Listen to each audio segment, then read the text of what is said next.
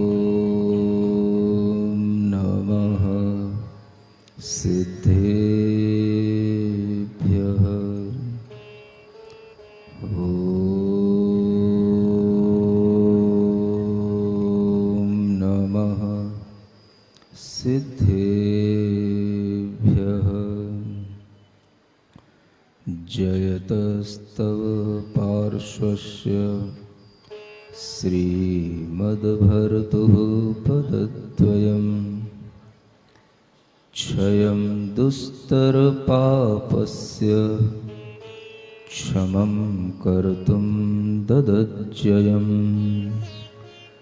देवादिदेव आदिम तीर्थंकर श्री ऋषभनाथ भगवान की, देवादिदेव श्री पार्श्वनाथ भगवान की, वर्तमान शासन नायक श्री वर्धमान महावीर भगवान की, परम पूज्य आचार्य गुरुवर श्री विद्यासागर जी महाराज की। मोह महात्म दलन दिन तप लक्ष्मी भरतार, ते पारस परमेश मुझ हो सुमति दातार। वामानंदन कल्पतरु जयो जगत हितकार, मुनिजन जाकी आश करी, जाचे शिव फलसार, जाचे शिव फलसार। भगवान पार्श्वनाथ की यह कथा 10 भवों पूर्व से जिसका वर्णन प्रारंभ हुआ है, मरुभूति और कमठ के जीव से यह कथा प्रारंभ हुई। अनेक राजा और अनेक देवों की यात्रा करने के बाद इस कथा ने आपको वहां ला करके खड़ा किया है जहां आपने कल सुना था कि वज्रनाभि चक्रवर्ती ने निर्ग्रंथ मुनि दीक्षा धारण की और वो ग्रैवेक में एक बहुत अच्छे बड़े देव बने। 27 सागर की उनकी आयु थी। जिस कमठ के जीव ने उनके ऊपर आक्रमण करके उनकी हत्या की, उनका वध किया, उस जीव ने अपने पाप के फल से उतने ही सागर की आयु वाले नरक में उत्पत्ति करके वहां नरक का जीवन व्यतीत किया। यह सागर, यह पल्य, ये जो आप शब्द सुन रहे हैं, ये जैन दर्शन के कुछ विशिष्ट टेक्निकल यूनिट्स हैं जिन्हें हम समझ सकते हैं कि जब हम किसी भी संख्या को नापते हैं तो जो संख्या हमारे लिए नापने में आ जाती है तो हम उसे संख्यात कहते हैं, और जो संख्या हमारे नापने में अपनी बुद्धि से ना आ पाए उसे हम असंख्यात कहते हैं। और जो संख्या केवल ज्ञानियों के द्वारा ही नापी जा सके उस संख्या को हम अनंत कहते हैं। यूं समझ सकते हैं कि हमारे पास में 5 ज्ञान होते हैं और उन 5 ज्ञानों में से अभी वर्तमान में केवल हमारे पास मति और श्रुत 2 ही ज्ञान होते हैं। मति श्रुत ज्ञान से जो संख्या नाप ली जाए उसे हम संख्यात कहेंगे। जो संख्या अवधि ज्ञान से नाप ली जाए, मनः पर्याय ज्ञान से जान ली जाए, उसे हम असंख्यात कहेंगे। और जो संख्या केवल ज्ञान से जानी जाती है उसे हम अनंत कहते हैं।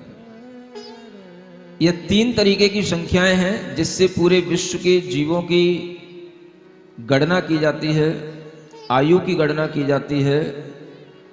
अनेक तरह के जो भी अनंत में रहने वाली चीजें हैं उनको भी जाना जाता है, जो असंख्यात को बिलोंग करने वाली चीजें हैं उनको भी जाना जाता है, और जो संख्यात हैं उनको भी जाना जाता है। ये अनंत का ज्ञान, असंख्यात का ज्ञान वही कर सकता है जिसे कुछ आत्मिक ज्ञान, अवधि ज्ञान, मनः पर्याय ज्ञान, केवल ज्ञान कुछ हुए हों। वर्तमान में जितने भी जीव हैं सब मति और श्रुत ज्ञान के धारी होते हैं, चाहे वो न्यूटन या आइंस्टाइन जैसे वैज्ञानिक हों या पाइथागोरस जैसे कोई भी मैथमेटिशियन हो।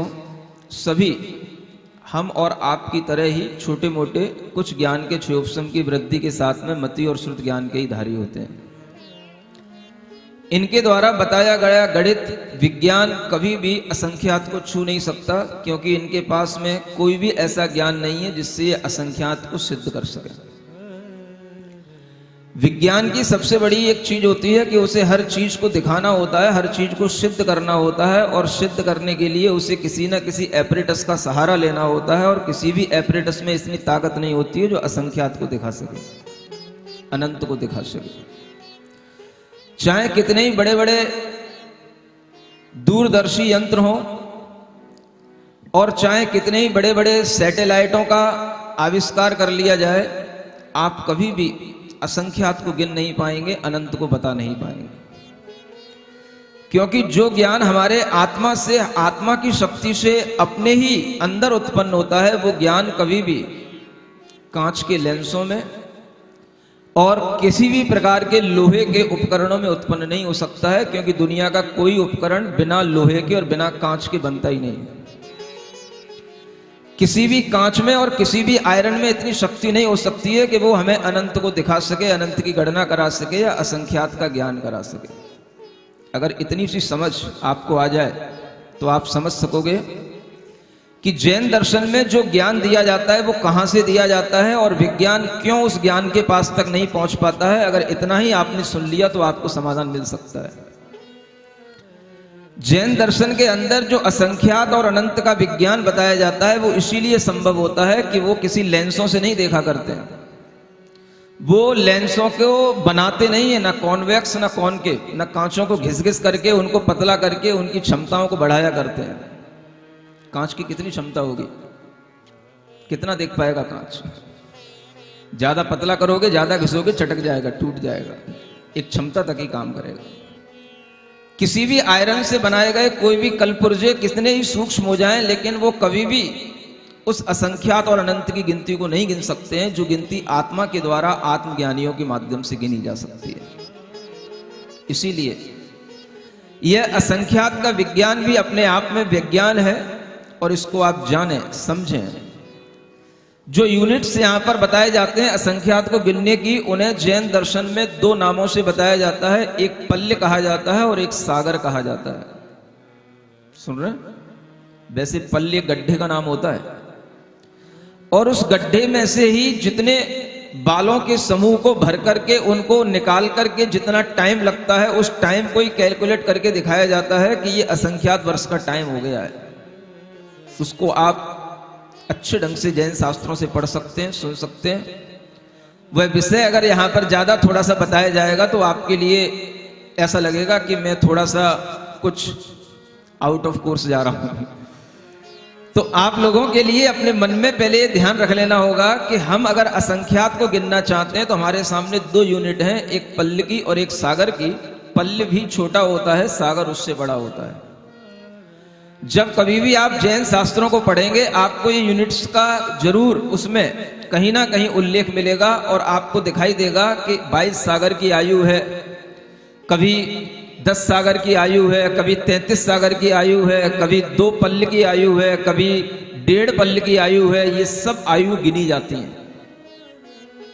जब पल्ल से गिनी जाए तो भी समझ लेना कि ये असंख्यात को गिना जा रहा है, और जब सागर से गिना जाए तो भी समझ लेना कि ये भी असंख्यात को गिना जा रहा है। लेकिन दिमाग में इतना रख लेना, पल्ल छोटा है, सागर बड़ा है, और वो भी उससे असंख्यात गुना बड़ा है। असंख्यात के भी असंख्यात भेद हो जाते हैं, और वह पल्ल से सागर की आयु अगर आप नापेंगे तो पल्ल से भी और असंख्यात जुड़ी हुए सागर की स्थिति बनेगी। अगर आप इतना सा दिमाग में रख करके चलेंगे तो भी आपको समझ में आएगा कि असंख्यात असंख्यात वर्षों से ये जीवन इस तरह से चले आ रहे हैं, स्वर्गों के, नरकों के। यह भरत क्षेत्र की भूमियों के या जम्बू द्वीप में या जम्बू द्वीप के बाहर और भी अनेक द्वीप हैं, उन सब द्वीपों में रहने वाले जीवों के बारे में पूरी की पूरी जानकारी केवल और केवल आपको जैन शास्त्र दे सकते हैं और कोई नहीं। उसका कारण है क्योंकि जैन जिस विज्ञान से चलता है वो विज्ञान आत्मा का विज्ञान है। जो आत्मा का विज्ञान अपने अंदर स्वयं प्रकट करके जानता है, देखता है और बताता है, इसलिए उस विज्ञान की बातें सच हमें लगती हैं और सच होती हैं। जिन्होंने कभी आत्मज्ञान किया नहीं, और अगर किया तो वह उस आत्मज्ञान की उस स्थिति तक नहीं पहुंच पाए जिस स्थिति पर यह ज्ञान उत्पन्न होते हैं। जैसे बुद्ध हैं, बुद्ध ने भी बहुत कुछ चेष्टा की कि मुझे केवल ज्ञान प्राप्त हो जाए, बोधि प्राप्त हो जाए, लेकिन उन्हें वो हुआ नहीं हुआ। तो उन्होंने एक मध्यम मार्ग अपना लिया, और उस मध्यम मार्ग में अपना करके अपने आप को घोषित कर दिया कि मुझे बोधि की प्राप्ति हो गई। और जब उनसे ये लोक के विषय में सवाल जवाब किए गए तो उन्होंने कह दिया ये सब चीजें आप लोगों के काम की नहीं है। उनसे पूछा गया लोग कितने होते हैं, बताओ आपके ज्ञान में क्या दिख रहा है, द्वीप कितने होते हैं, हम कहां बैठे हैं, कितना चंद्रमा है, कितने सितारे हैं, कितने सूर्य हैं, इस यूनिवर्स की हमें जानकारी दो, पूछा गया बुद्ध से। तो बुद्ध ने यह कहकर के टाल दिया ये प्रश्न अनिवर्चनीय है, आपके योग्य नहीं है। आपके मतलब का क्या है, तो बस इतना ही है, ये जानो कि संसार में दुख है, दुख के कारण है, दुख को दूर करने का उपाय और दुख से मुक्ति, बस 4 आर्य सत्य। इसके अलावा वो 5वीं चीज कुछ नहीं जानते थे। ये बात बताती है कि आदमी के अंदर ज्ञान अगर उत्पन्न होगा तो वह उसका कुछ प्रस्तुतिकरण करेगा। और आज अगर हम इस मंच से खुलेआम अगर हम कोई चैलेंज आपको देते हैं तो वो भी अपने कॉन्फिडेंस से देते हैं, इसी बात से देते हैं कि हमारे अंदर भी वो कॉन्फिडेंस इन जैन शास्त्रों को पढ़ करके आया है जो दुनिया में किसी के पास नहीं होगा। बेवजह की बातें करना ना हमें पसंद है और ना सुनना पसंद है। तथ्य की बात करो, रियलिटी की बात करो। और जब रियलिटी की बात सामने आती है तो हमें किसी भी, ना किसी साइंस से डर लगता, ना किसी सरकारों से डर लगता।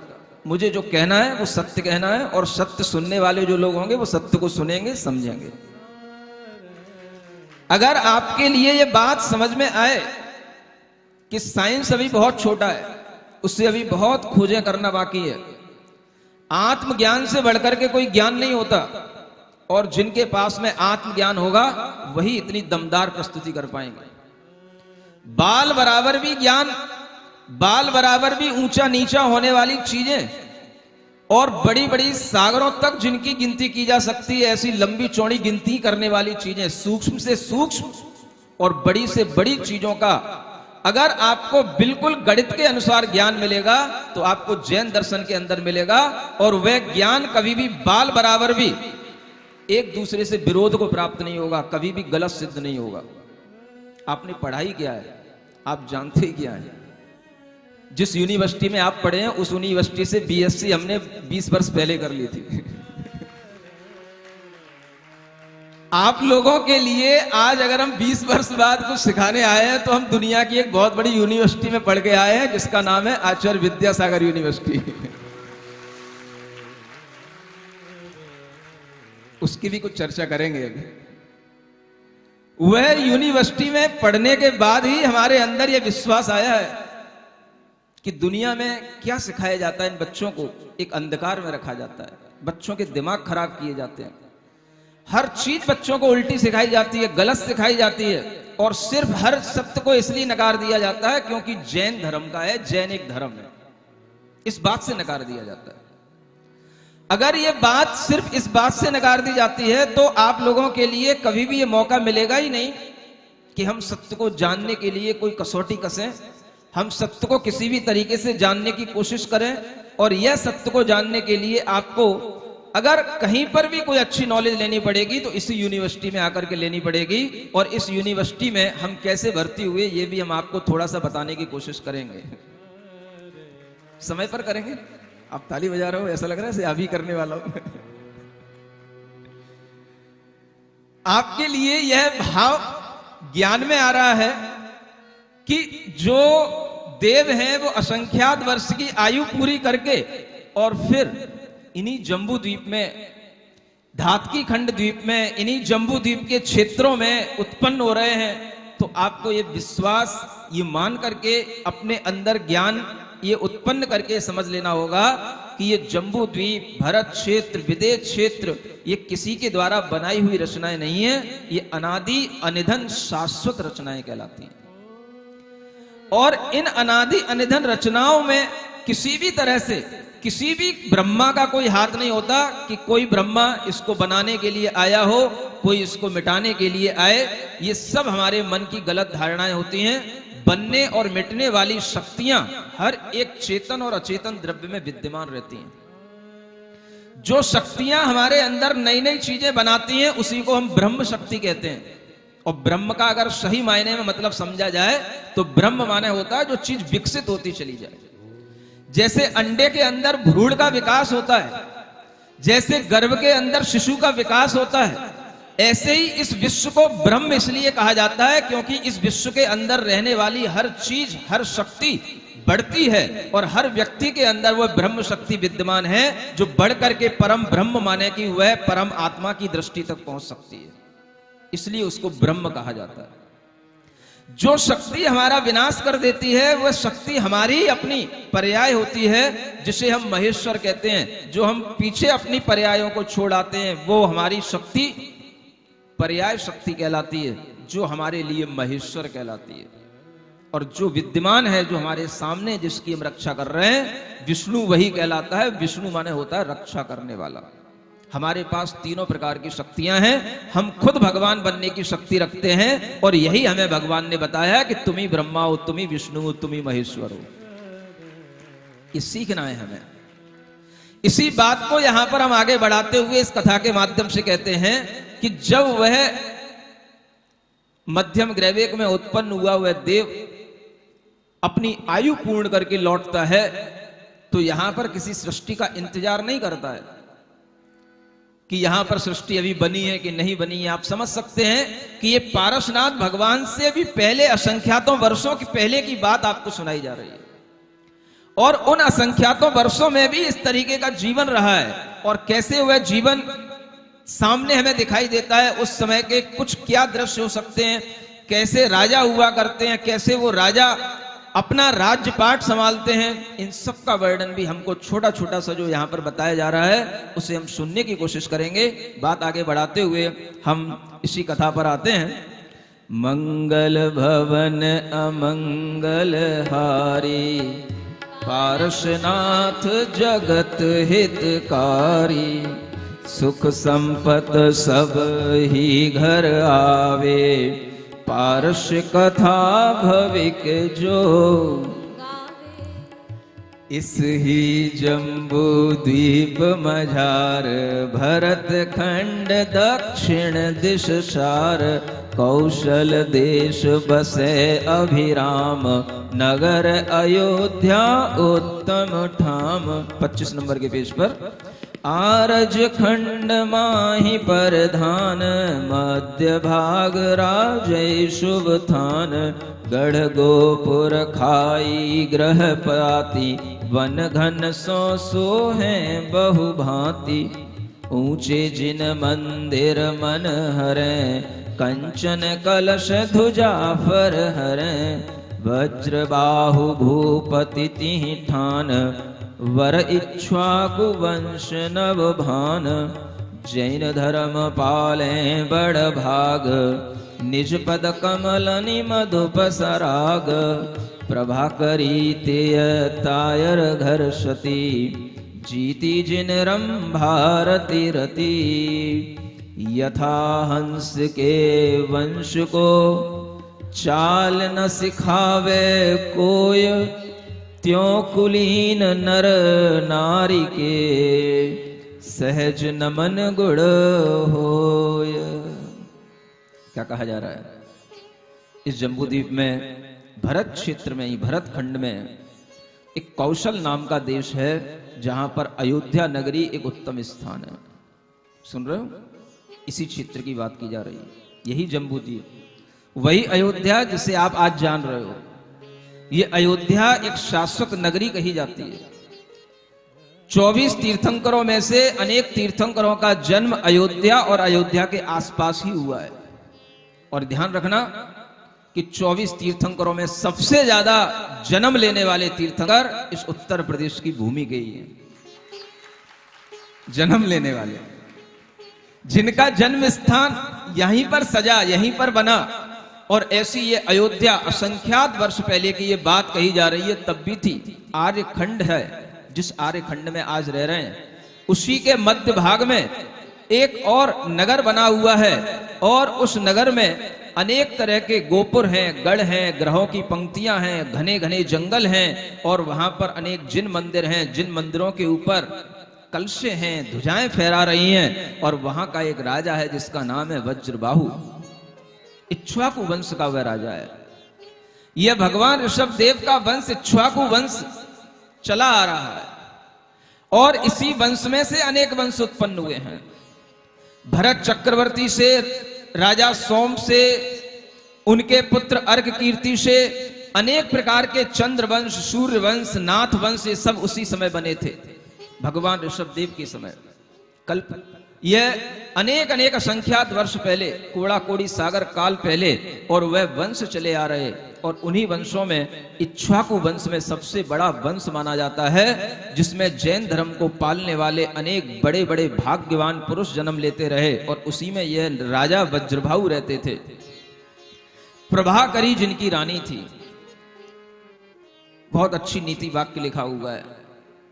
जैसे हंस से उत्पन्न होने वाले हंस के बच्चों को हंस की चाल सिखाने के लिए कोई ट्रेनिंग नहीं दी जाती है, वैसे ही उत्तम कुलों में जन्म लेने वाले जो मनुष्य होते हैं, जो नर और नारियां होते हैं, उनके अंदर उत्तम गुण सहज होते हैं। और उन उत्तम गुणों में सबसे बड़ा गुण होता है नमन गुण। कौन सा? Quality of humility. किसकी? ह्यूमन तो हो, लेकिन हम्बल नहीं हो पाते हो। एक नमन गुण माने नम्रता का भाव, नम्रता का गुण कुलीन व्यक्तियों में सहज मिलेगा। जो अच्छे कुल के व्यक्ति होते हैं, जो ज्यादा इठते हैं, ज्यादा ऐंठते हैं, हर बात को ज्यादा नकारते हैं, वो उनके कुल की बात बताती है कि ये अच्छे कुल के लोग नहीं है, जो किसी बात को स्वीकारते नहीं है। ये नमन गुण होता है। व्यक्ति नमनता अगर सहजता में रखता है तो वह उसके उत्तम गुण की, उत्तम वंश की परिचायक वह गुण होता है। और उसी कुल में उत्पन्न होने वाले जब ऐसे मनुष्य, ऐसे नर और नारियां होते हैं, तो वह नम्रीभूत होकर के ही आपस में एक दूसरे के साथ में सौहार्द के साथ एक व्यवहारिक जीवन भी जीते हैं। सुन रहे हो? एक जमाना था, एक जमाना था जब पत्नी प्रतिदिन सुबह उठकर अपने पति परमेश्वर के चरण छूती थी, पैर छूती थी। इसीलिए तो कह रहा हूं एक जमाना था। आप देखें कि वह नम्रता का गुण कहां चला गया। इस मॉडर्निटी ने न जाने क्या क्या खा लिया। हमारे संस्कार खा लिए, हमारे भीतर की क्वालिटियां खा ली।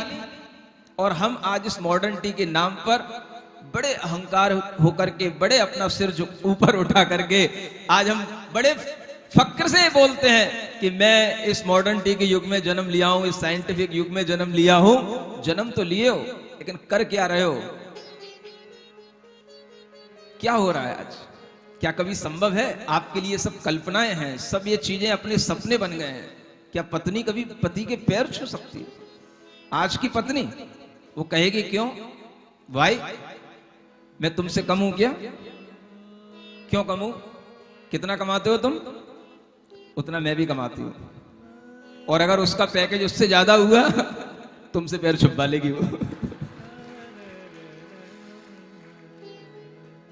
ये बताता है बात कि आज के कुल में, आज के वंश में उत्पन्न होने वाले हमारे बच्चे बिगड़ रहे हैं। जो एक गुण होने चाहिए, क्वालिटी होनी चाहिए, नम्रता की, लज्जा की, एक स्वाभाविक विनय की, वो सब चीजें बहुत धीरे धीरे कम होती चली जा रही हैं। और ये समय जो हमें आज दिखाई दे रहा है, इससे भी और ज्यादा बुरा समय आने वाला है, क्योंकि दुखमा काल चल रहा है, अवसर्पणी काल है।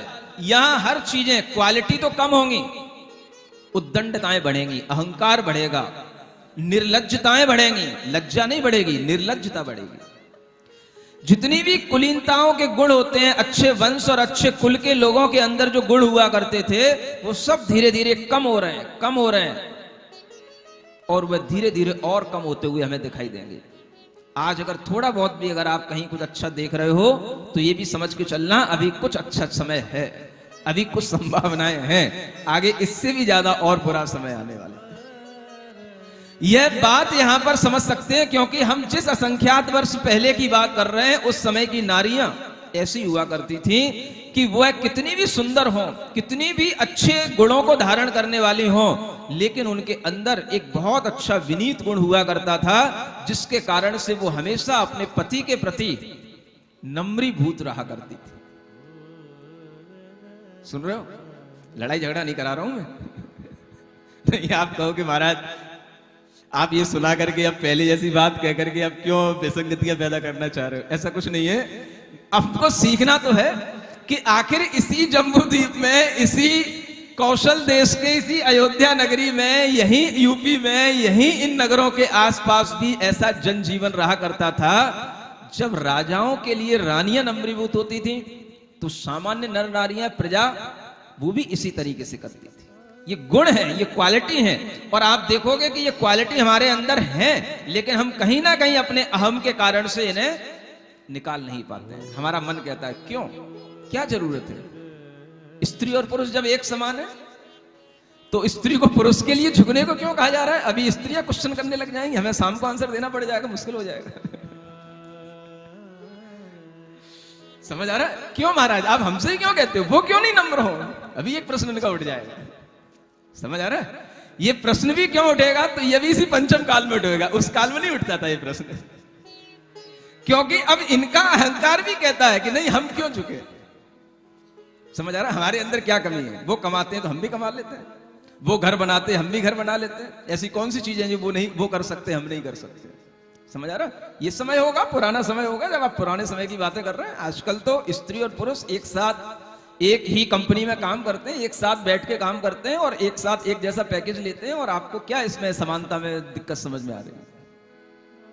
समझ आ रहा है? ये आपके प्रश्न हो सकते हैं, मैं आपका स्वागत करूंगा उन प्रश्नों का भी, लेकिन ये प्रश्न भी क्यों उत्पन्न हो रहे हैं, ये क्यों आ रहे हैं, इसका भी कारण हमें भीतर से समझना होगा। और वो कारण कुछ और नहीं है, एक कारण है अत्यधिक आधुनिकता का ये जो युग है, जिसमें हमारे अंदर के अहंकार को बहुत बढ़ाया है और हमारी क्वालिटियों को बहुत कम किया। तो हम इसी को एक काल दोष के रूप में कह सकेंगे, और इसी काल दोष के कारण से हमारे अंदर ये क्वेश्चन आते हैं। अन्यथा पहले के लोगों में इस तरीके के क्वेश्चन नहीं आते थे, वो सहज ये सब अपनी क्रियाएं करते थे, अपनी मनोवृत्तियों से सहज प्रसन्न होकर के सब कार्य करते थे। और इसका मतलब ये नहीं है कि अगर कोई किसी के लिए झुकता है तो वो छोटा हो जाता है, ये भूल के भी मत सोचना। जो जितना झुकता है, जो जितना जिसके लिए नम्रीभूत होता है, वो भीतर से उतना ही बड़ा होता है, क्योंकि बड़ा ही झुकने की कोशिश करेगा, छोटा कभी नहीं झुक सकता। उच्च कुलीन व्यक्ति ही परमेष्ठी के चरणों में झुकेगा, निम्न कुलीन नीच व्यक्ति कभी भी झुकने की कोशिश नहीं करेगा। और इसीलिए आप देखते हो आजकल बच्चों को, किसी को भी स्कूलों में झुकना नहीं सिखाया जाता है, नम्रता नहीं सिखाई जाती है। पहले स्कूलों में भी बच्चों के लिए सिखाया जाता था गुरुओं के चरणों को स्पर्श करना, झुक करके प्रणाम करना। आज नहीं सिखाया जाता है। आज तो सामने सामने बस hi hi hello hello bye bye सिखाया जाता है और कुछ नहीं सिखाया जाता। समझ आ रहा है? और हाय हेलो करने में कुछ झुकना नहीं पड़ता है, बस हाय ऐसे करता है, hi hello hello hi bye bye, बस आए और गए, बस। समझ आ रहा है? जब ये बच्चे सीखेंगे कहां से उनमें नम्रता गुण आएगी? चाहे वो लड़के हों चाहे लड़कियां हो, कोई भी हो, नम्रता का भाव, नमनता का स्वभाव अपने आप में एक उच्च कुलीन लोगों के लिए व्यवस्था थी। और यही बात हम यहां पर समझते हुए आगे की चौपाई पढ़ते हैं। मंगल भवन अमंगल हारी, पारसनाथ जगत हितकारी,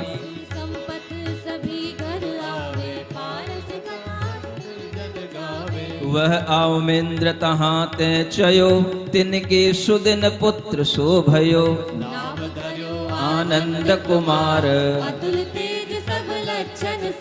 सभी लोग पढ़ें, आनंद के साथ पढ़ें। वह अहमेंद्र वहां से चय करके इस कुल में उत्पन्न हुआ, वह वज्रभाहु राजा के यहां पर, और उसका नाम रखा गया आनंद कुमार। क्या रखा गया? हाँ, आईसी ऊसी एसी ऊसी ये नाम नहीं रखे जाते हैं, ऐसे नाम रखा करो जिनके कुछ सेंस हुआ करे, मीनिंग हुआ करे। समझ आ रहा है ना? आजकल बच्चों के नाम रखने की भी एक बहुत गलत परंपरा चल गई है, जिन बच्चों के नामों का कोई भी मीनिंग नहीं होता, ना हिंदी में ना संस्कृत में। समझ आ रहा है? और जब कहीं कोई मीनिंग नहीं निकलता है तो वो कहते हैं ये फ्रेंच लैंग्वेज का नाम है, ये स्पेनिश नाम है? क्या बताएं? सुभग सोम श्रीवंत महान, बलवीरज धीरज गुण थान, नर नारी मन मानिक चोर, देखत नयन रहे जाओर, जाके सुगुण शेष कह थके, और कौन वर्णन कर सके, जो बनवंत जनक तिस देख, ब्याह महोत्सव कियो विसेक, परणी राज सुता बहु भाय, जिनकी छवि वर्णी नहीं जाय, ब्रह्म सो कुमर पिता पद पाए, बल सो बस किए बहुराय, जीवन वह संपत बड़ी, मिल्यो सकल सुख जोग, महामंडली पद लयो, पूरव पुण्य नियोग। क्या हुआ? आनंद कुमार का जन्म भी हो गया, बड़ा भी हो गया, धीरे धीरे उसका युवापन भी आ गया, और यौवन अवस्था में उसका विवाह भी हो गया, और विवाह होने के बाद में वह इतना बड़ा हो गया कि जो पिता का पद था, राजा का पद, वह राज पद भी मिल गया। ये तो मिल गया पिता के द्वारा दिया हुआ पद, लेकिन जो व्यक्ति अपने पुण्य से जीता है वो कुछ और भी पा लेता है। पिता के द्वारा दिया हुआ पद तो एक सामान्य से राजपद था, लेकिन उन्होंने अपने पूर्व पुण्य के फल से एक महामंडलिक राजा के पद को प्राप्त किया। और वह महामंडलिक किसे कहते हैं, इसके बारे में यहां पर एक अच्छा ज्ञान दिया जा रहा है कि सामान्य राजा कौन होते हैं, अधिराजा कौन होते हैं, महाराजा कौन होते हैं, मंडलिक अलग होते हैं, महामंडलिक अलग होते हैं, अर्धमंडलिक अलग होते हैं, अर्ध चक्रवर्ती अलग होते हैं, और चक्रवर्ती अलग होते हैं। ऐसे अनेक तरह के पहले राजा हुआ करते थे। उनके क्या विशेषता, क्या गुण होते हैं, इसको आगे सुनते हैं। मंगल भवन अमंगल हारी, पारसनाथ जगत हितकारी, सुख संपत सब ही घर आवे, पारस कथा भविक जन गावे, अब सुन 8 जाति के भूप, जिनको जिन मत कयो स्वरूप, कोटि ग्राम को अधिपति होए, राजा नाम कहावे सोय। 8 प्रकार के राजा हुआ करते हैं, उनमें जो 1 करोड़ गांव का अधिपति हो। सुन रहे हो मेयर साहब आए कि नहीं? 10-20 लाख की जनता का एक व्यक्ति सिरमौर बनता तो उसे मेयर यहाँ कहा जाता है। यहाँ क्या कह रहे हैं? 1 करोड़ गांव का जो अधिपति होगा, गांव में रहने वाली जनता की बात तो अलग है। 1 करोड़ गांव का जो मालिक होता है उसको कहा जाता है राजा। 9,500 राजा जाही, अधिराजा नप कहिए ताही, सहस्राय जिस माने आन, महाराज राजा वह जान। ऐसे अधिपति राजा 500 राजा जिसके चरणों में नमन करें, जिसके चरणों में नम्रीभूत होकर के बैठे रहें, उसे कहा जाता है अधिराजा। राजा से बड़ा पद क्या है? अधिराजा। और ऐसे 1000 राजा जिसके चरणों में बैठे रहें उसे कहा जाता है महाराजा। 2 सहस्र नृप 9 अशेष मंडलीक वह अर्ध नरेश। 4 सहस्र जिस पूजे पाए सोई मंडलीक नर नायक। 8 सहस्र भूपति को ईश मंडलीक सो महामहिष। 16 सहस्र नवे भूपाल सोवर चक्री पुण्य विशाल। 2000 राजा जिसको नमन करते हैं उसे मंडलीक राजा कहा जाता है। 4000 राजा जिसको नमन करें वह और मंडलीक राजा, जो 2000 राजा जिसको नमन करते हैं उसे अर्ध मंडलीक कहते हैं, और 4000 राजा जिसको नमन करते हैं वह मंडलीक कहलाता है, और 8000 राजा जिसको नमन करें उसे महामंडलीक राजा कहते हैं। 16000 राजा जिसको नमन करें उसे अर्ध चक्रवर्ती कहते हैं। सुन रहे हो? अर्ध चक्रवर्ती। और इससे भी ऊपर बढ़कर के होता है चक्रवर्ती। आप समझे पहले कितनी बड़ी प्रजा होती थी, कितने बड़े बड़े राजा हुआ करते थे। जो आज आप कह रहे हो जनसंख्या बढ़ रही है, जनसंख्या बढ़ रही है, अगर इस जनसंख्या को देखोगे तो कहोगे कुछ नहीं हो रहा है, कोई जनसंख्या, कोई एक्सप्लोजन नहीं हो रहा है। जो आप कह रहे हो जनसंख्या बढ़ रही है, जनसंख्या इसलिए बढ़ती हुई मालूम पड़ रही है क्योंकि ये बढ़ती हुई जनसंख्या विनाश ज्यादा कर रही है, विकास कम कर रही है। जो प्राकृतिक संपदाएं हमारे पास में हैं उनका विनाश ज्यादा हो रहा है, इसलिए इस जनसंख्या को रहने में दिक्कत हो रही है।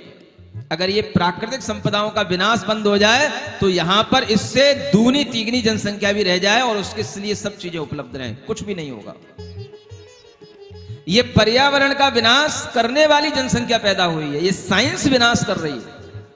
ये तमाम तरह के हमने हरे भरे जंगलों को मिटा करके बाईपास 4 लाइन 6 लाइन बना बना करके तमाम तरह के हमने कंक्रीट जंगल खड़े कर दिए हैं, इनसे विनाश हो रहा है। ये सारा का सारा पर्यावरण का विनाश आपकी टेक्नोलॉजी से हो रहा है। जितना प्रदूषण आपके द्वारा लगाई गई एसी के माध्यम से होता है, उतना प्रदूषण दुनिया में कहीं किसी वायु प्रदूषण का कोई दूसरा माध्यम नहीं है। जितना प्रदूषण आपके इन व्हीकल्स के माध्यम से होता है, उतना प्रदूषण दुनिया में किसी चीज से नहीं होता है। इस सब प्रदूषण तुम पैदा कर रहे हो, जनसंख्या इसलिए मर रही है। समझ आ रहा है? कोई समझे तो कि पर्यावरण क्या है, जनसंख्या प्रदूषण क्या है, जनसंख्या विस्फोट क्या है। ये समझने के लिए आपको अपनी जीवन शैली को पुरानी उसी जीवन शैली में ढालना पड़ेगा, तो यहां पर ये जनसंख्या आराम से रह सकती है। इससे 3 गुनी 4 गुनी जनसंख्या भी इसी भारत में रह सकती है। सुन रहे हो? सिखा देना पर्यावरण विदों को जाकर के ज्ञान कि 32,000 राजा जिसके चरणों में नम्रीभूत होते हैं उसे सकल चक्रवर्ती कहते हैं। और ऐसे इन राजाओं के बीच में जो आनंद नाम के राजा हुए थे, ये महामंडलिक पद को धारण करने वाले राजा हुए। 8 सहस्र सुख हेत नृप नक्षत्र सेवें सदा, कीरत किरण समेत सो है नरपति चंद्रमा। 8000 जिनके चरणों में राजा बैठे रहते हो और जिनके ऊपर हमेशा छत्र आदि हमेशा तने हुए रहते हो, ऐसे उन राजा के वैभवों को धारण करने वाले ये महामंडलिक राजा आनंद नाम के राजा क्या करते हैं?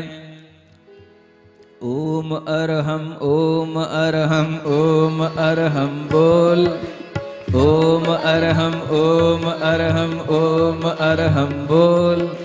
सभी कार्य की सिद्धि से तो पहले शुको बोल। ओम अरहम ओम अरहम ओम अरहम बोल।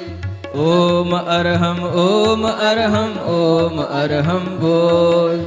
एक दिना आनंद महिष बैठ्यो सभा सिंहासन शीश, मंत्री तहा स्वामी हित नाम कहे विवेकी सुवचनता।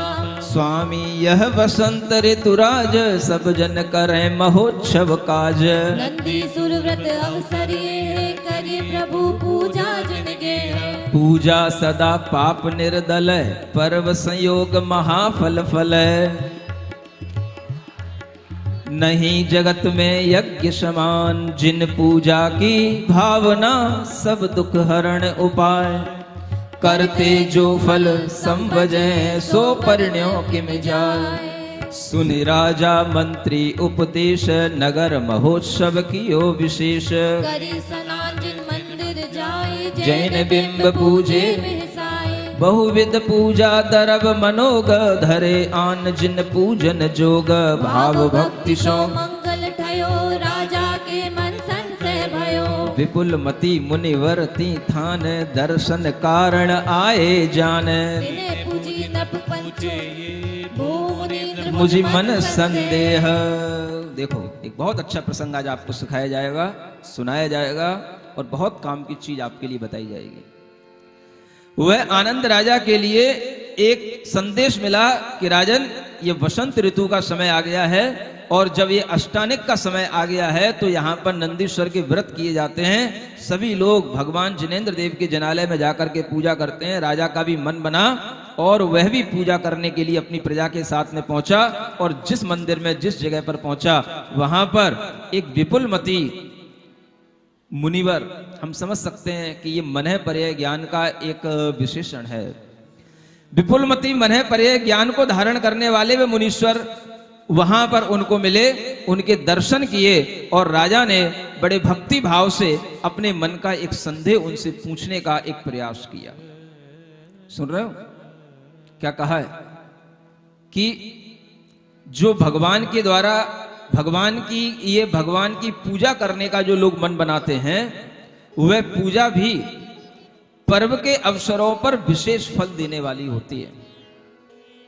लिखा है पूजा सदा पाप निर्दलय पर्व संयोग महाफल फल है। पर्व का संयोग आ जाए तो यह पूजा महाफल देने वाली होती है। सुन रहे हो पर्व आने वाले हैं, आएंगे बहुत जल्दी आएंगे। अगर इसी तरह का माहौल बनाए रखोगे तो पता भी नहीं पड़ेगा कि इतनी जल्दी पर्व आ गए।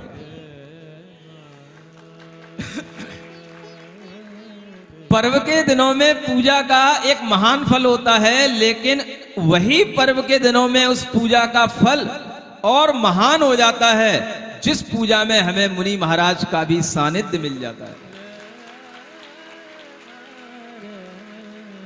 मंदिर में जिन प्रतिमा के सामने पूजा तो हम कई बार कर लेते हैं, हो जाती है, लेकिन इस बार पूजा कैसे करेंगे?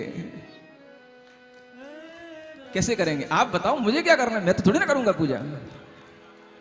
इतना जरूर कह सकूंगा कि अगर आप अच्छी पूजा करोगे तो मेरा भी मन बन जाएगा कि इस पूजा में आकर के बैठूं कि यहां के जैन श्रावक कैसी पूजा करते हम भी देखें। मैं पूजा थोड़ी ना करूंगा, मैं तो अपनी पूजा सुबह से कर लेता हूं। भाव पूजा जो मुझे करनी होती है भगवान की स्तुति के रूप में, वंदना के रूप में, वो तो पूजा कर लेता हूं। लेकिन जब कभी मुझे ऐसा भाव आता है कि इतने श्रावक एक साथ भगवान की पूजा करने का अगर यहां पर मन बना करके आए हैं तो वो किस कारण से आए हैं, तो थोड़ा सा मैं भी फिर उस पूजा में शामिल हो सकता हूं और मैं भी उस आपकी पूजा का आनंद ले सकता हूं। और भाव बना तो कुछ आपको संस्कृत की भी अच्छी अच्छी पूजाएं करा सकता हूं। अपने सामने हर काम नया होता है, कुछ पुराना करना अपनी आदत में ही नहीं है। सुन रहे हो? हाँ, वो मेरी अंतर गूंज है। क्या गूंज है? सुनते रहते हो ना आप लोग, कोई भी ना करे जिसे वो काम करो भाई। तो आपको यहां पर नया आनंद, नई चीजें मिलेंगी और अगर आप नई भावना के साथ बैठेंगे तो आपको नई ऊर्जा का संचार होगा। आप बस मन बना करके रखें। लिखा हुआ है कि यह पूजा परम पुण्य का कारण है, जगत में इससे बढ़कर के कोई यज्ञ नहीं है और ये सभी प्रकार के दुखों का हरण करने वाली पूजा होती है। लेकिन उन आनंद राजा के मन में एक प्रश्न पैदा हो गया। वो प्रश्न आपके भी मन में पैदा होता है। सुन रहे हो? आगे का प्रकरण ये पूजा का प्रकरण है। यही बताने के लिए है कि भगवान जिनेंद्र देव की पूजा से हमें कैसे कुछ पुण्य मिल सकता है, ये पूजा हमारे दुखों का हरण कैसे कर सकती है।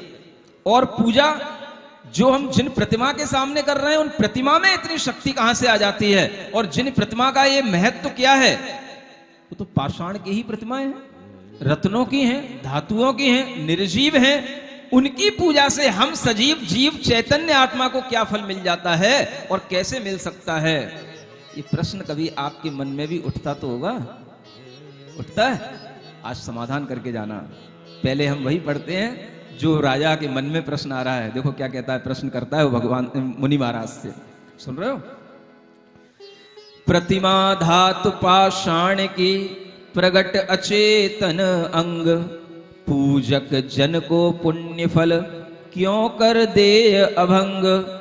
तुम जग में संशय तिमिर दूर करन रवि रूप, यह मुझ भरम मिटाइए करे बीनती भूप। तब ज्ञानी गणधर कहें समाधान सुन राय, भविजन को प्रथमा भगति महापुण्य फलदाय। भाव शुभाशुभ जीव के उपजय कारण पाय, पुण्य पाप तिन सो बधे यो भासो जिन राय। कुसुम वर्ण को जोग लगी जैसे फटिक पाषाण, अरुण श्याम द्युति को धरे यही जीव की बान। सो कारण है दोय विद अंतरंग बहिरंग, तिनके ही उर जाय हैं जे समझे सरवंग। क्या कहा जा रहा है? प्रश्न किया आनंद राजा ने मुनि महाराज से। ये प्रतिमा तो धातु की है, पाषाण की है, ये अचेतन है, इनके शरीर अचेतन है, और ये पूजा करने वाले पूजक जन को पुण्य फल कैसे दे सकती है? हे भगवान, आप मुझे इसका उत्तर दो। तब वह ज्ञानी गणधर, वह मुनि महाराज कहते हैं कि भव्य जनों को ही ये प्रतिमाएं पुण्य फल देने वाली होती हैं, लेकिन उनको वह पुण्य फल उनकी भक्ति से मिलता है। किससे मिलता है? प्रतिमा पुण्य फल नहीं दे रही है, पुण्य फल आपकी भक्ति दे रही है। लेकिन भक्ति किसके लिए होनी चाहिए? तो वह उन जिन प्रतिमाओं के लिए होनी चाहिए। भविजन को प्रतिमा भगति, प्रतिमा की भक्ति महापुण्य फल देने वाली है, क्योंकि उन प्रतिमाओं का एक कार्य हो जाता है। और वो कार्य क्या है? जीव हमेशा दो ही प्रकार के भाव करता है, शुभ या अशुभ, और उसे अपने ही इन शुभ भावों से पुण्य की प्राप्ति होती है, अशुभ भावों से पाप की प्राप्ति होती है। और पुण्य पाप से यह जीव बंध को प्राप्त भी होता है। इस प्रकार से जिनेंद्र भगवान ने कहा है। और यह पुण्य पाप उसी तरह से इस जीव के अंदर आ जाता है, जैसे आपने कभी एक स्फटिक का पाषाण देखा होगा, स्फटिक की मणि देखी होगी, स्फटिक का रत्न देखा होगा। उस स्फटिक के नीचे अगर कोई लाल रंग का फूल ला करके रख दिया जाए तो वह पूरी स्फटिक मणि लाल रंग की हो जाती है। और अगर उसके नीचे काले रंग का फूल ला करके रख दिया जाए तो वो पूरी मणि काली हो जाती है, क्योंकि जैसा निमित्त मिलता है वैसे ही भाव बदल जाते हैं। शुभ निमित्त होगा तो शुभ भाव बनेंगे, अशुभ निमित्त होगा तो अशुभ भाव बनेंगे। आप यहां बैठे हो, अगर इसी तरह से किसी टॉकीज में बैठे होते, किसी मॉल में बैठे होते, किसी पिक्चर हॉल में बैठे होते, तो क्या देख रहे होते? क्या भाव बन रहे होते? सोचो। और यहां बैठे हो, यहां बैठ करके आप जो सुन रहे हो, यहां कौन सा भाव बन रहा है? ये शुभ भाव है। जहां पिक्चरों को जाकर के देख रहे होते, वहां पर आपके लिए हिंसा, कुशील, परिग्रह, नृत्य, गान, नाच गान, ये सब आपके दिमाग में छा रहे होते। और आपके भावों में अशुभ भाव के कारण से पाप का बंद हो रहा होता। आप यहां बैठे हो, आपको ये सब अभी बेरस लग रहे हैं। अगर मैं बीच में बात भी कर रहा हूं तो हो सकता है कई लोगों को लगे महाराज बीच में ऐसी बात, अभी रस नहीं आ रहा है। अभी तो किसमें रस आ रहा है? अभी तो इसी वैराग्य की भावनाओं में रस आ रहा है, अभी तो इसी जिनेंद्र भगवान की कथा सुनने में रस आ रहा है, अभी और कोई पिक्चर समझ में नहीं आ रही है। ये भाव आपका शुभ भाव है, और इस शुभ भाव से निरंतर आपको क्या हो रहा है? पुण्य बंद हो रहा है। पुण्य जो हमारी आत्मा को पवित्र करता है, ऐसा वह पुण्य बंद कारण जैसा होगा वैसा ही कार्य हमारे अंदर होगा। लेकिन एक बात और ध्यान के रखना चाहिए, वो यहां बात बताई जा रही है कि कारण दो प्रकार के हैं, एक अंतरंग कारण होता है और एक बहिरंग कारण होता है। इसे ही जैन सिद्धांत में अंतरंग कारण को उपादान कहा जाता है, उपादान शक्ति, और बहिरंग कारण को निमित्त कारण कहा जाता है। जब उपादान और निमित्त दोनों मिलते हैं तभी कोई कार्य बनता है। निमित्त कारण उपादान कारण के अंदर कार्य उत्पन्न करके उसकी क्रियाशीलता को बढ़ा देता है, लेकिन कार्य की परिणति जो ढलेगी, कार्य की परिणति जो होगी वो उपादान में होगी, निमित्त में नहीं होगी। निमित्त तो ज्यों का त्यों बना रहेगा। भगवान की प्रतिमा निमित्त है, गुरु के उपदेश आपके लिए निमित्त हैं, लेकिन उन भगवान की प्रतिमा की भक्ति उस निमित्त कारण में है जो निमित्त कारण आपके अंतरंग से उत्पन्न होगा। लेकिन वह कारण किसके कारण उत्पन्न होगा? तो वह जिन प्रतिमा के कारण उत्पन्न होगा। शुभ भाव, शुभ निमित्त सामने होने पर ही होगा।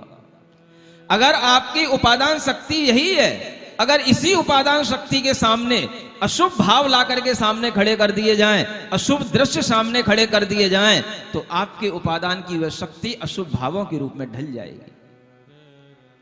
सुन रहे हैं?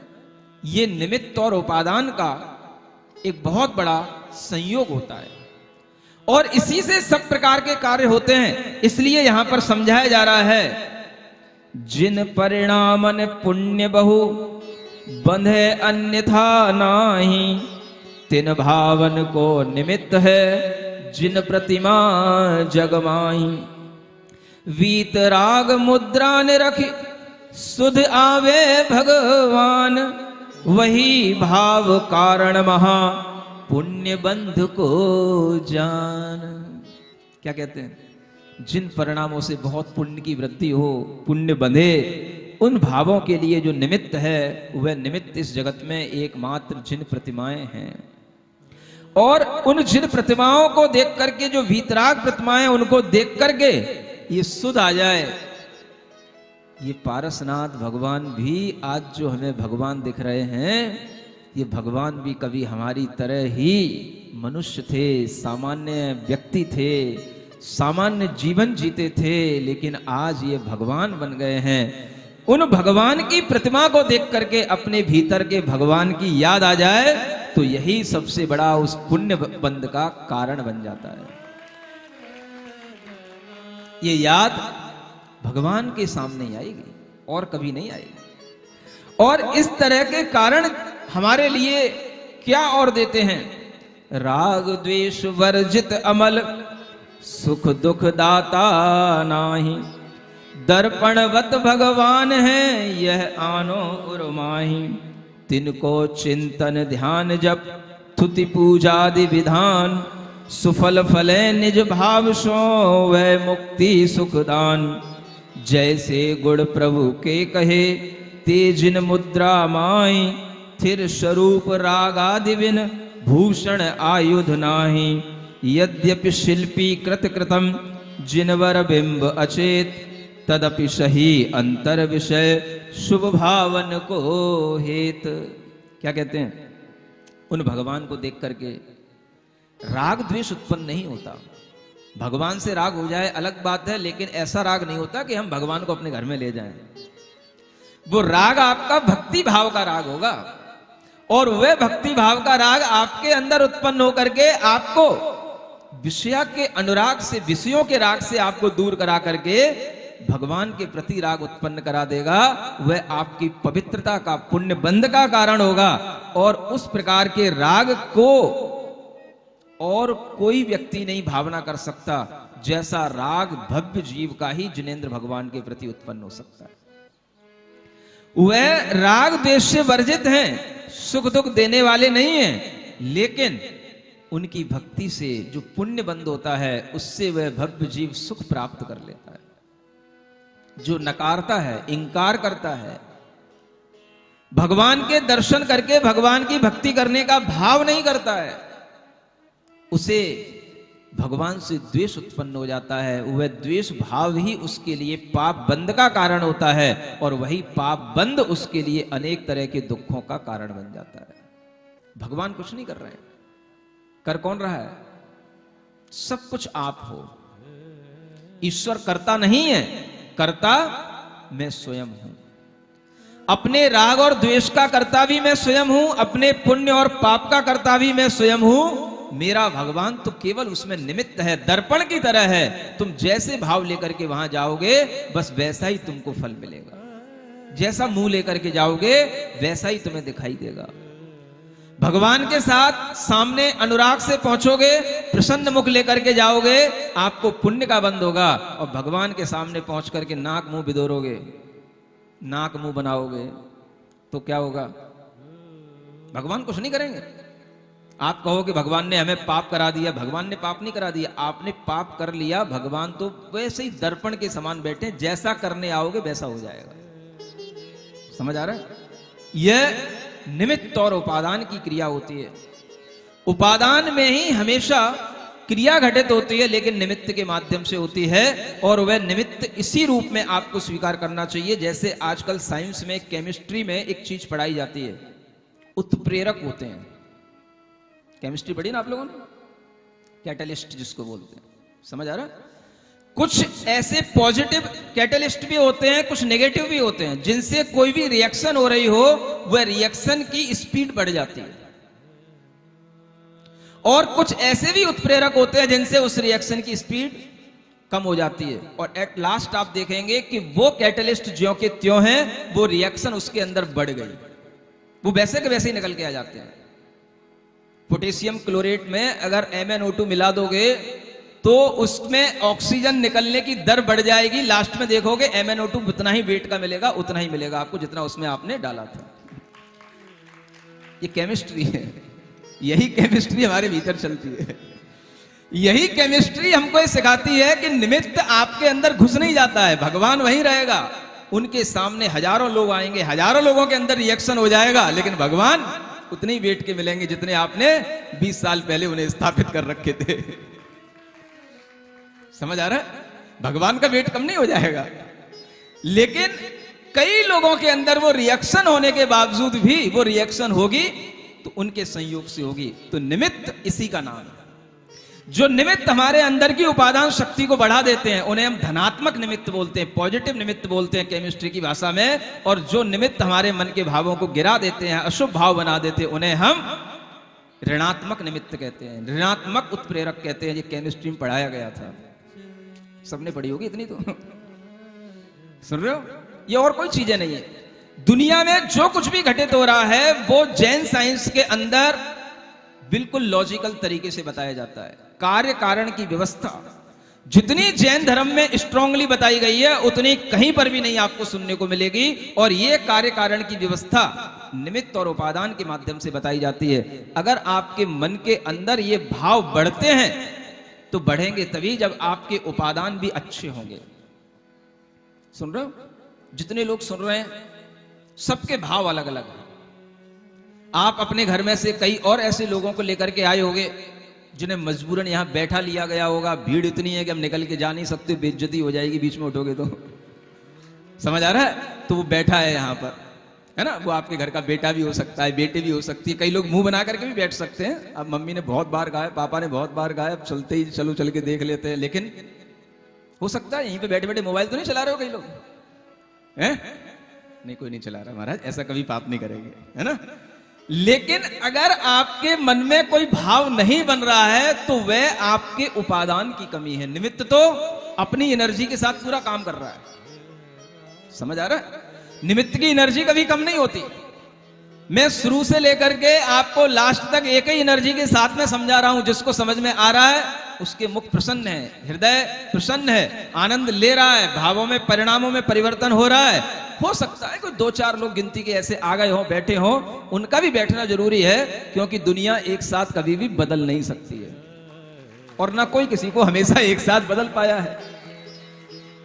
तो हमेशा इस तरीके के लोग भी होंगे, लेकिन वो उनकी उपादान शक्ति की अपनी कमजोरी है। जैसा उपादान होता है, हमें वह निमित्त भी एक ही निमित्त कई रूप में दिखाई दे सकता है। तभी तो चोर आकर के चोरी कर ले जाते हैं, छत्र चुरा ले जाते हैं। एक भक्त जो है भगवान के ऊपर छत्र लटकाता है भगवान की भक्ति से अपना द्रव्य लगा करके, सोने के, चांदी के, और एक आता है उसे सोना चांदी दिखाई देता है, वो उठा के ले जाता है। वो चोर का उपादान शक्ति है। नहीं समझे?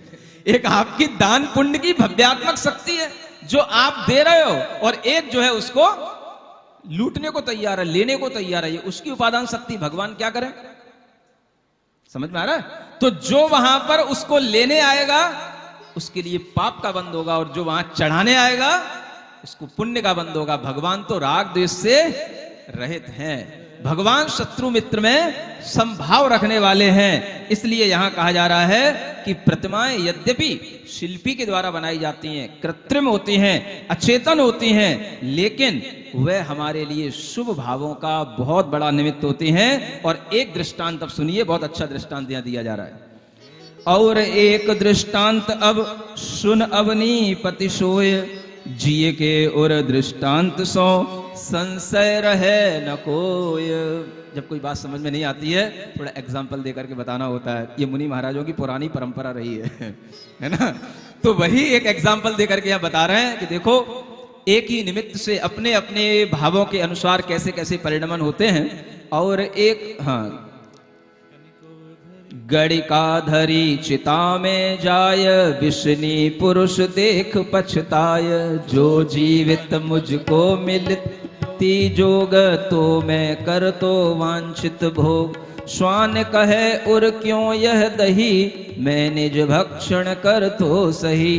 पुनति देख कहे मुनिराय, क्यों न कियो तप यह तन पाय।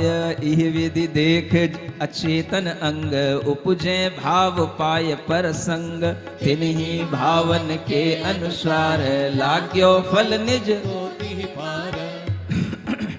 व्यसनी नर। नर कहीं गयो लयो भूख दुख श्वान, साधु सुरग पहुंचे सही। भावन को फल जान। है ना। प्रतिमा क्या करेगी? कई मूर्ख बच्चे, सॉरी मूर्ख को क्या बोलूं, अब मूर्ख ही है ना। जब बच्चों को कुछ भी ज्ञान नहीं होता है, अगर मान लो कहीं उनने सुन लिया भगवान के यहाँ चोरी हो गई, मंदिर में चोरी हो गई, छत्र चुरा लिया, कि कोई किसी ने कुछ द्रव्य चुरा ली, कुछ हो गया, तो बेचारे भोले भाले बच्चे क्या कह बैठते हैं, तुम्हारे भगवान अपने मंदिर की भी तो रक्षा नहीं कर पाते, हमारी क्या रक्षा करेंगे, कह बैठते ना। इसलिए मुझे कहने में आ गया थोड़ा सा, है ना। मूर्ख इसलिए है क्योंकि उन्हें ज्ञान नहीं है ना। जिन्हें ज्ञान नहीं होता उन्हीं को मूर्ख कहा जाता है।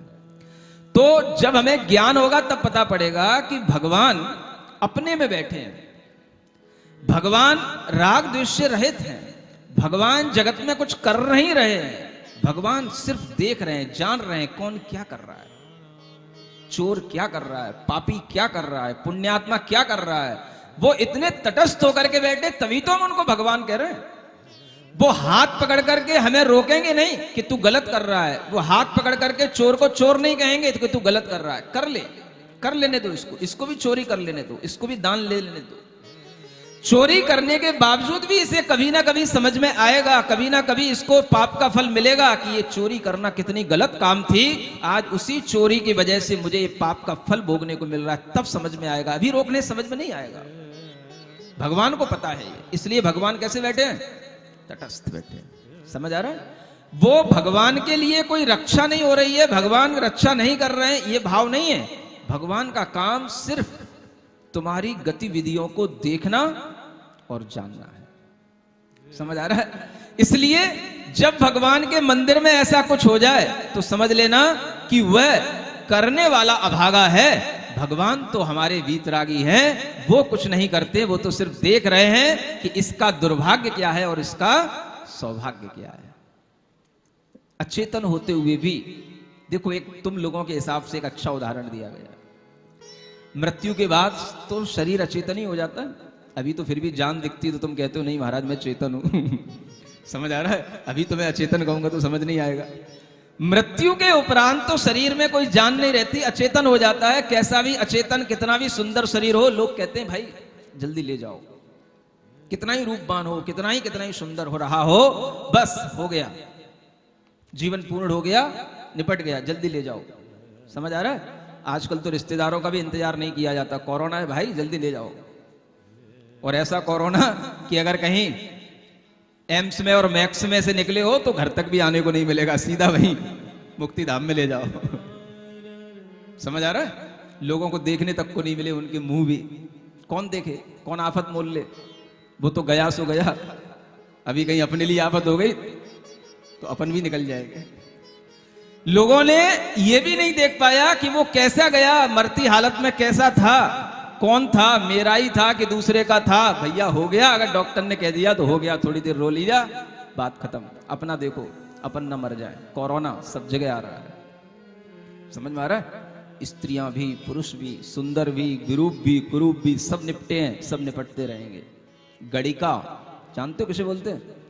जो बाजारू स्त्रियां होती हैं, वैश्या होती है, उसको गड़िका बोलते हैं। वह मर गई, उसको चिता में रख दिया गया। वहां चिता के उस समय पर, मरघटा पर क्या है, सबको ही होता है। एक मुनि महाराज भी वहीं पर तपस्या कर रहे थे, जो लोग उसको लेकर के गए वो भी वहीं पर थे, और कुत्ते वुत्ते तो घूमते रहते ही, समझ आ रहा है? अब देखो, उसको देख करके वहीं पर चोर उचक्के जैसे व्यसनी लोग भी आ जाते हैं। तो वहां पर उस वैश्या को देख करके एक अचेतन शरीर है, और उसको देख करके अलग अलग तरह के भाव उत्पन्न होते हैं। जो व्यसनी पुरुष हैं उसको देख करके उत्पन्न होता है भाव, अगर ये जीवित होती तो इसका योग मुझे मिल जाता, मैं इसको भोग लेता, कितना सुख पाता। ये कौन सोचता है?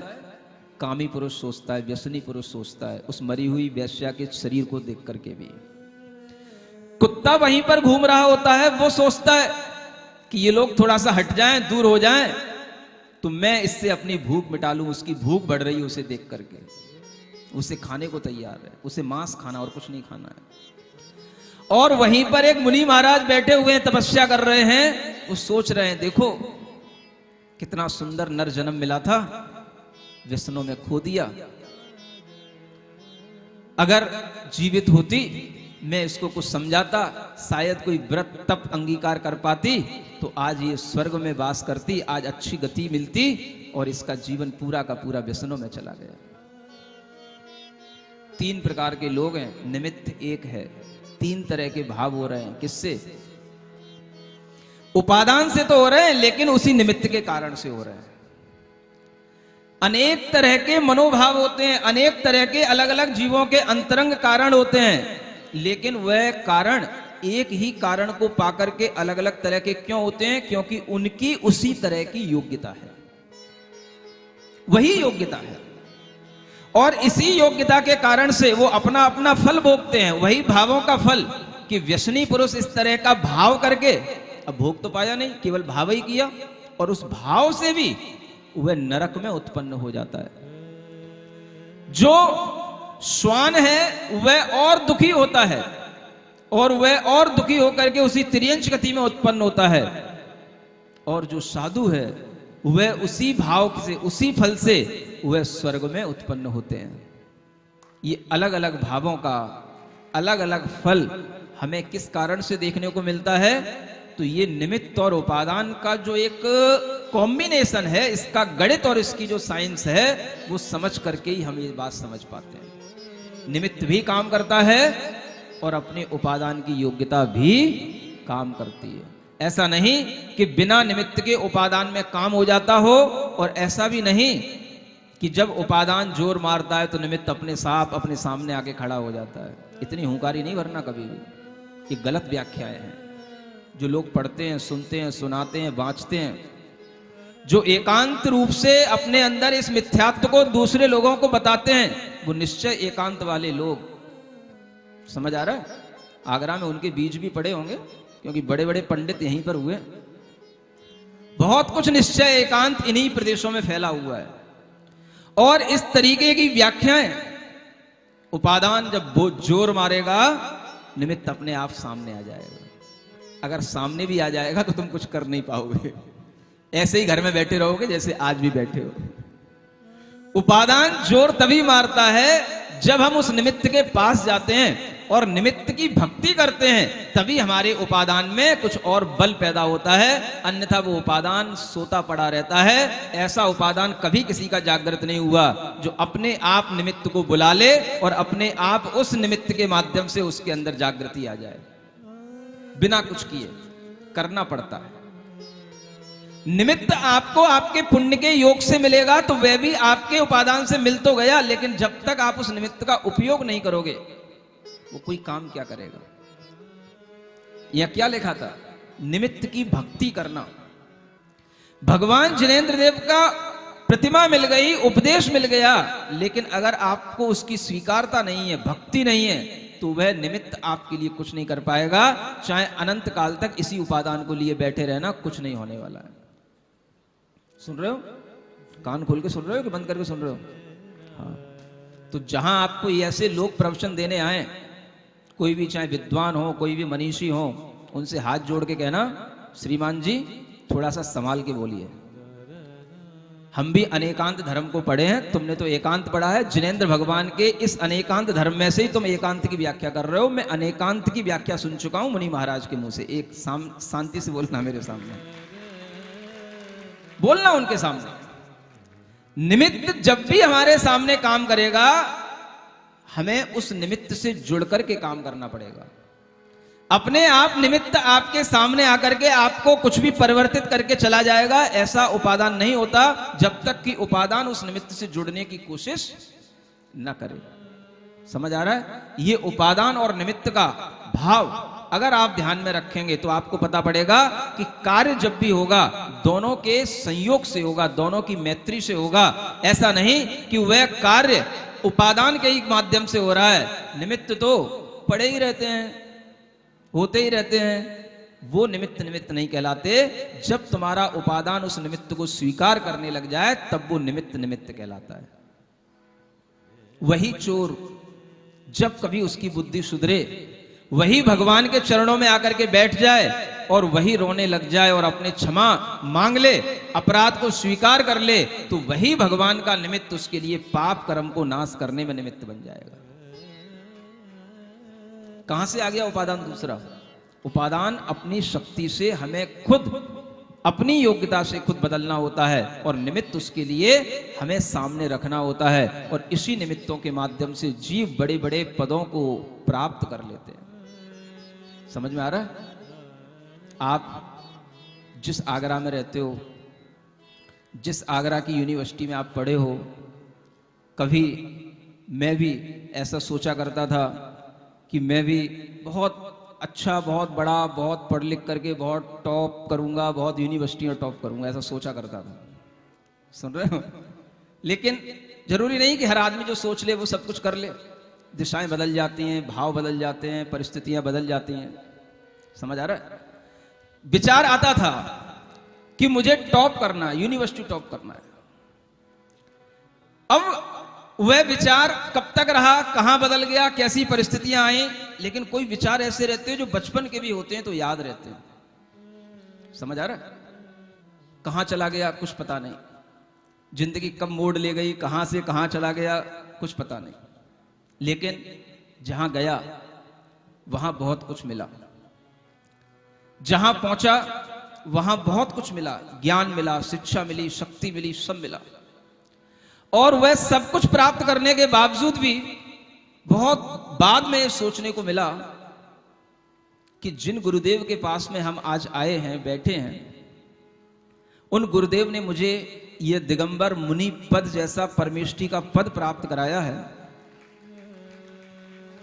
अब जब मैं उस पद के साथ में अपना जीवन जी रहा हूं, तो आते आते आते आते आज कई सालों के बाद में जब इधर यूपी में आया, आगरा में आया, तो कुछ याद आया। समझ आ रहा है? क्या याद आया? कि देखो, आचार्य महाराज के दीक्षित अनेक शिष्य हैं, अनेक दीक्षाएं दी, और जब हम पहुंचे थे उनके पास में बहुत शिष्य थे। 95 में उनको देखा, दर्शन किया। 96 में क्षुल्लक दीक्षा हुई, अलग दीक्षा हुई, 96-7 में हुई, 98 में मुनि दीक्षा हो गई, और उसके बाद में जीवन चलता रहा। अनेक प्रकार के उनके पास में अनेक अनेक प्रांतों के शिष्य थे। यूपी की सीमा ललितपुर तक लगती है, और ललितपुर बहुत बड़ा बुंदेलखंड का एक बहुत अच्छा स्थान कहलाता है। बहुत सारे वहां पर उनके शिष्य हैं, बहुत भक्ति करने वाले। टीकमगढ़, ललितपुर ये एरिया बहुत बड़ा एरिया कहलाता है। समझ आ रहा है? और इस यूपी की अगर स्थिति देखी जाए तो आचार्य महाराज के पास में सारे के सारे लोग ज्यादातर या तो बुंदेलखंड के मिले या महाराष्ट्र के मिले। समझ आ रहा है? यूपी का अगर कोई होगा तो वहां जो निकटवर्ती क्षेत्र है ललितपुर वगैरह वहां का होगा। लेकिन जब मैंने होश संभाला, देखा, तो मुझे पता पड़ा कि ललितपुर पास में होते हुए भी, टीकमगढ़ पास में होते हुए भी, जब तक आचार्य श्री ने मुनि दीक्षा मुझे नहीं दी तब तक यूपी का कोई भी एडमिशन वहां पर शुरू नहीं हुआ। समझ आ रहा है? ये बात अब याद आती है। मतलब कि यूपी के लिए यूनिवर्सिटी अगर टॉप की है तो मैंने आचार्य विद्यासागर महाराज की यूनिवर्सिटी में यूपी टॉप किया है। ये फक्र की बात है। वैसे तो यूनिवर्सिटी टॉपर बहुत निकलते रहते होंगे। समझ आ रहा है? हमारी दीक्षा होने के बाद ही अनेक और वहां पर फिर ललितपुर के मुनि महाराज बने। तो मुझे लगा कि देखो, कहीं ना कहीं भले ही संख्या बहुत अधिक कहीं भी हो, लेकिन कहीं का भाव कहीं पर भी जाकर के मिल सकता है। उपादान अपनी योग्यता ढूंढते ढूंढते किसी भी निमित्त के पास पहुंच सकता है और उस निमित्त के माध्यम से उस उपादान में योग्यता जागृत हो सकती है, हो जाती है। समझ आ रहा है? यह भाव जब आया तब समझ में आया कि अगर हम इस तरह की यूनिवर्सिटियां टॉप करते रहते, दयाल बाग, आगरा, तो इनसे तो हमें कोई नया जीवन नहीं मिलता। लेकिन जिन आचार्य महाराज की यूनिवर्सिटी को टॉप करके हमें नया जीवन मिला है, वो कई लोगों को नव जीवन देने के काम में आने वाला जीवन है। इसलिए यह जीवन बहुत अच्छा लगता है। समझ आ रहा है? ऐसी शिक्षा ग्रहण करो, ऐसी पढ़ाई बनाओ, ऐसे संस्कार बनाओ जिनसे हमारा जीवन कुछ बदले। और इस तरह के जीवन जब बदलेंगे तो हम युगों को युग बदलने के काम में भी अपने आप को लगा सकते हैं। लोगों को बदलने के काम में भी हम अपने आप को लगा सकते हैं। और ये सब भाव बताने के लिए ही ये सब आपके सामने कथा चल रही है। निमित्त और उपादान का ये संयोग इस तरह से आपको ध्यान में रखना है। और आगे की कथा जब और बढ़ेगी तो अब वो बढ़ेगी आनंद मुनि महाराज के साथ में। सुन रहे हो? अभी मुनि महाराज बने नहीं है, अभी तो वो गृहस्थ हैं। अब धीरे धीरे उनका भी रास्ता वही बनेगा और ये उनके जीवन का एक बहुत बड़ा पड़ाव होगा, जहां से ही उन्हें तीर्थंकर बनने का अब एक सोपान मिलेगा। इसी तीर्थंकर प्रकृति के बीज इसी भव में बोए जाएंगे, जो वह आनंद मुनि महाराज के रूप में बनकर के तीर्थंकर प्रकृति के बीज बोएंगे। वो भी आपको यहाँ पर कथानक सुनाया जाएगा कि कैसे तीर्थंकर बना जाता है, कौन सी भावनाएं, कौन सी क्रियाएं होती हैं, वो सब आपके सामने धीरे धीरे आएगा। बोलो महावीर भगवान की।